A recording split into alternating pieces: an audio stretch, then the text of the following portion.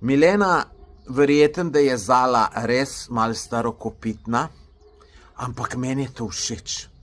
Meni so bile vedno všeč take starokopitne punce, ki niso šle z vsakem.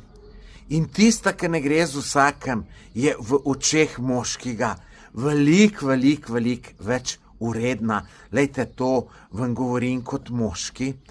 In tudi vsi moji prijatelji so imeli čist identično razmišljanje kot jaz.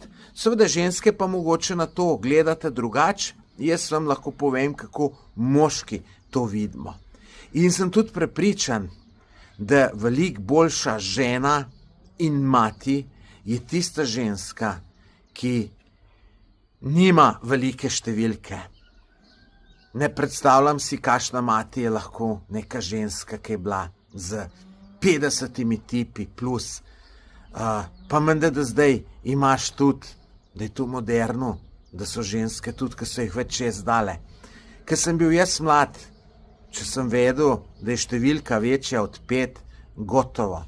Če sem pa razmišljal za resno zvezo, je bila pa sem varianta, da sem prvi, drugi, res v najslabšem primeru tretji.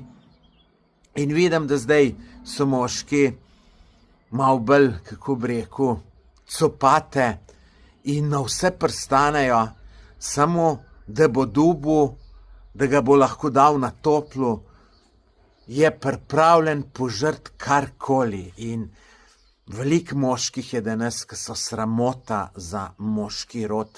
Enkrat mi je entle napisal komentar, da njegova žena jih je pa veliko imela in da tu se mu fino zdi, ker je med velikim glih njega zbrala.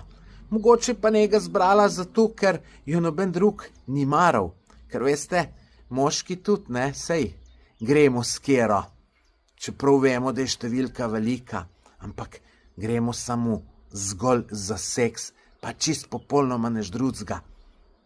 Moški delimo ženske na dve vrste. Ene za resno zveze, pa ena za avanturo. In, ne, kaj ti pomaga, če si enemu decu sam za avanturo? Dragi gledalci, dajte pa vi povedati, kaj mislite o tem, napišite v komentar, pa seveda všečkajte ta video, pa naročite se na moj YouTube kanal.